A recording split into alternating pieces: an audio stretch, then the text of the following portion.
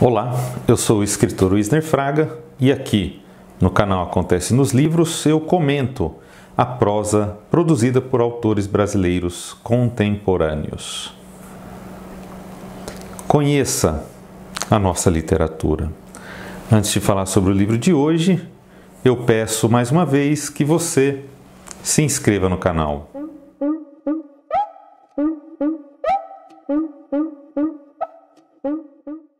Desumanizados, esse é o título do livro de Nélio Silzantov, editado pela Penalux em 2020. Nélio Silzantov é um escritor baiano, ele é licenciado em filosofia e também é mestre em estudos de literatura. Edita a revista literária Testou e o blog Ágora Literária. Desumanizados é o primeiro romance dele. O prólogo deste romance apresenta ao leitor o que ele vai encontrar adiante. O ônibus R19A sofre um acidente e várias pessoas que estavam dentro dele, naquele instante do acidente, morrem. Um dos narradores, Zé Bastião, é acusado, de alguma forma, de ser o responsável por esse acidente. Sebastião é amigo de Mauro. Mauro é um motorista naquele dia em que a tragédia ocorre. O narrador também estava naquele ônibus no momento, mas sobrevive. Então, nos são apresentados os personagens do romance. Elizabeth, que é a companheira de Mauro. Elizabeth, que no dia anterior a esse desastre, resolve se separar dele após um casamento de décadas. E ela se separa porque finalmente sabe que deve viver o seu amor por Dolores. Dolores com quem se relacionou na juventude. Tanto Dolores quanto Mauro estavam no ônibus no momento do acidente. Também estavam no ônibus Roberta, uma jovem blogueira, que é mais conhecida pelo seu apelido, Beta Endorfina. Estava também a estátua viva Osiel, o conhecido grafiteiro Forceps, o Dr. David Liporpaine, que é um renomado psicólogo de conquista, e a garota de programa Camille, entre outros personagens que são secundários. Nós conhecemos a fundo essas vidas, narradas ora pelos próprios personagens, ora por Sebastião. Muitas vezes, Sebastião é um narrador que beira a onipresença, ora também é narrado por um narrador em terceira pessoa.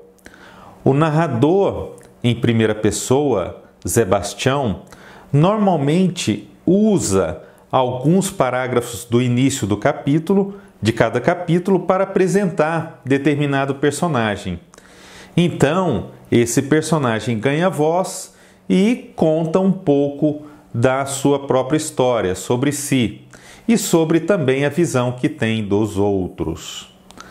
É como se esse narrador estivesse, por exemplo, em um palco de teatro, realizando uma espécie de performance. A parte difícil na literatura é, obviamente, dar voz, uma voz a cada personagem, dar o tom certo a cada um. É um trabalho muito complexo e Nélio Silzantov consegue, a meu ver, ser bem sucedido nessa empreitada. É nítido que cada personagem tem a sua própria voz, seu próprio acento. E não é apenas uma transcrição da oralidade, é muito mais do que isso. É a representação mais ampla de culturas distintas. É a organização do discurso, a ordem em que o raciocínio é apresentado, a organização das ideias, mais do que a representação pura por meio da escrita, da oralidade. Nélio não quer simplesmente descrever, mas quer submeter a escrita à oralidade, em busca daquilo que nós chamamos de identidade. Cada personagem busca e apresenta a sua própria identidade. E pode parecer um tanto paradoxal que eles busquem a identidade em um local que é o ônibus, em que todos parecem ser iguais, em que as grandes diferenças acabam. Esse ônibus é uma metáfora, ao mesmo tempo, da mudança, da passagem, do movimento, do coletivo. Em determinado momento, percebemos que as vidas que estão ali dentro buscam o fim. Elas não suportam mais o peso de diferentes sofrimentos e, em diversos momentos, fantasiam o próprio acidente. Eles sabem, ao mesmo tempo, que não podem decidir pelo outro, podem intuir o que o outro deseja, mas sem nenhuma certeza. E isso gera um clima de ambiguidade, a diferença dentro da igualdade. O romance alterna diversos tempos, passados remotos, distantes, em que os personagens voltam à infância, à adolescência, em alguns momentos remotos da própria vida. Também o passado mais imediato, um pouco antes, dias ou horas do acidente. E também o presente em que os personagens vivem. Isso faz com que o leitor conheça de forma muito profunda cada personagem e, claro, se sinta mais próximo de cada um. Um romance rico que dialoga também com outras artes, com a música, com o teatro, com o cinema, com as artes de rua, ao mesmo tempo que passeia pela filosofia, pela própria literatura.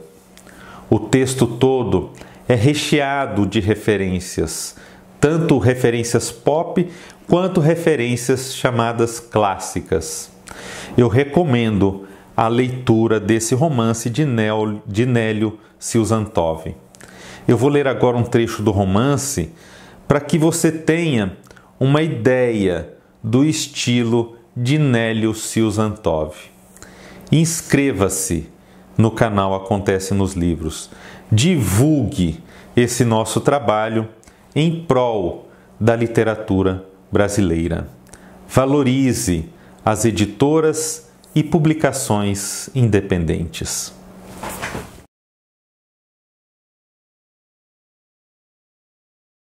Prólogo 1. O delegado disse que matei toda aquela gente. Logo eu, que tantas vezes pensei no suicídio e nunca tive a coragem de aniquilar a minha própria existência. Acreditam que ele afirmou com todas as letras que premeditei tudo a sangue frio, sem direito à defesa para as vítimas? Acreditam? Definitivamente não matei. Não matei e não mataria, mesmo que eu quisesse e por mais que toda aquela gente merecesse. Por que faria isso? Por que faria? O delegado quis saber e eu também vos pergunto, por quê? Aquele olhar inquisidor querendo arrancar minha confissão. Conheço bem o joguete, mas não caio nessa. Sou inocente e ponto. Eu estava indo para a igreja, como todas as terças sempre faço. Tinha acabado de dividir com Van Gogh a outra metade do meu American Burger duplo, com ovo, presunto, queijo, tomate, alface e batata frita, que sobrou da noite anterior. Ele não aprecia mostarda e ketchup, mas a fome, meus caros, vocês bem sabem disso. A fome é o único apelo irrecusável do corpo e da alma. Eu queria ter ido à igreja pegar os pãezinhos de Santo Antônio. Às terças tem missa em louvor a ele, na paróquia do bairro. Queria ter ido lá porque é isso o que sempre faço. Não como as solteironas loucas por um casório, ou como os donzelões cansados de se masturbarem. Eu já estava de bucho cheio? É claro que estava, mas a fome, eu já lhes disse, a fome é aquele apelo irrecusável. E depois vocês já sabem o que aconteceu, aquela tragédia toda, foi horrível. Me liberaram depois que os médicos me examinaram de cabo a rabo, em menos de 2 horas. 2 horas! Não me restava outra coisa a fazer, a não ser voltar para o meu canto, junto com Van Gogh. Cuidar das minhas coisas, que é o que me interessa e o que me restou após minhas tentativas em ser um homem livre neste mundo volitivo. Voltei a ser sujeira varrida para debaixo do tapete, a escória do mundo que envergonha todos. Quando sobreveio a noite, o frio estava dilacerante. A madrugada seria tão longa quanto a eternidade nos céus e nos infernos. Os nordestinos setentrionais chamam a isso de inverno boreal.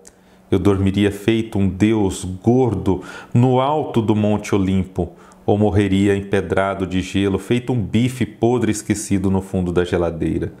Mas antes mesmo de cerrar meus olhos, antes que a sorte decidisse mais uma vez na madrugada o meu destino, o fulgor intermitente dos raios celestes e escarlates, chocando-se violentamente contra as paredes, prenunciaram a chegada da viatura. Ceifadores da escória humana, é isso que eles são. Estão sempre de passagem sob a égide do juramento de serviço e proteção, mas desta vez contrariaram a lógica da invisibilidade social e me arrastaram para dentro do camburão, sem dar a mínima aos protestos de Van Gogh. Estão me levando para alguma casa de acolhimento, tentei acalmá-lo, mas a única ingenuidade que restou nos olhos do meu velho e bom amigo foi aquela paixão pela vida, que para os outros representa a mais pura insanidade. Como ele sabia o que me esperava, eu não sei. É um mistério. O mistério de Van Gogh. Às vezes o chamo de profeta do Apocalipse, não obstante as mordidas que recebo por isso. Ele sabia o que me esperava, pois matei toda aquela gente a sangue frio. Foi o que ficou sentenciado nas acusações que agora pesam contra mim. E aqui estamos, meus caros, para o tranquilo repouso dos homens que detêm o domínio das engrenagens e daqueles que o suor e o sangue lubrificam-nas e as fazem girar.